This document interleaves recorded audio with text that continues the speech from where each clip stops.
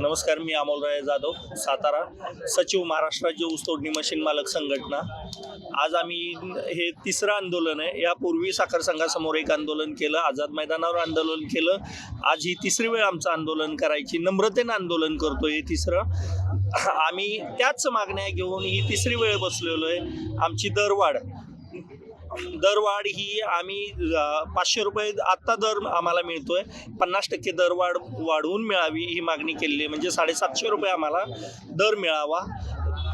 दुसरं आमची मागणी होती की आमचा हप्ता सलग 2 वर्ष दुष्काळ असल्यामुळं बँकांचे हप्ते आमचे गेलेले नाहीत किंवा जाणार पण नाही आहेत। 6% जे आत्ता व्याज भरायला लागतंय ते हप्ता भरण्यासाठी आम्हाला 15% कुठून तरी कर्ज काढायला लागेल। त्याच्यासाठी आम्हाला शासनानं 2 किंवा 3 वर्ष मुदत वाढवून द्यावी बँकांची। आणि तिसरी मागणी आमची होती पाचट कपात।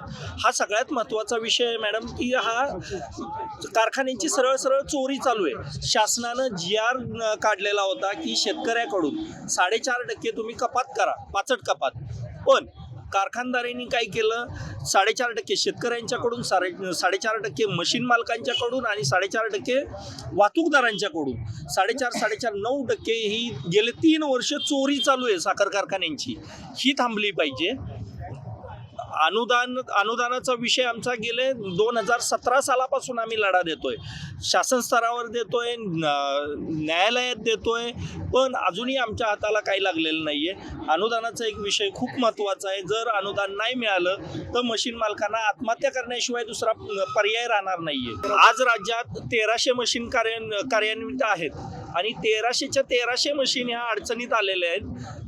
यांना जर अडचणीतून बाहेर काढायचं असेल तर पहिली जी आमची मागणी होती, दरवाढ जर नाही झाली तर हा व्यवसाय पूर्ण अडचणीत येणार आहे। मशीन मालकांचे जमिनी विकल्या जातील। आज 1 कोटी कर्ज घेत असताना शासनानं 5-5 कोटीच्या आमच्या जमिनी तारण घेतलेल्या आहेत बँकांनी। आणि ही आत्तापर्यंतची आमची नम्रता तुम्ही पाहिली। जर मार्च एंडिंगपर्यंत हा विषय मार्गी नाही लागला तर 10 एप्रिलला आम्ही 2600 निक्षून सांगतोय की 2600 इनफिल्डर आणि 1300 मशीन घेऊन आम्ही पुण्यामध्ये साखर संघाला घेराव घालण्यासाठी दाखल होणार आहे। आणि साखर संघाला 1 दिवस घेराव घालून आम्ही सगळे इथं एकत्र होऊन मंत्रालयाला घेराव घालण्यासाठी जाणार आहे। आणि मंत्रालयाला घेराव हा बेमुदत असेल।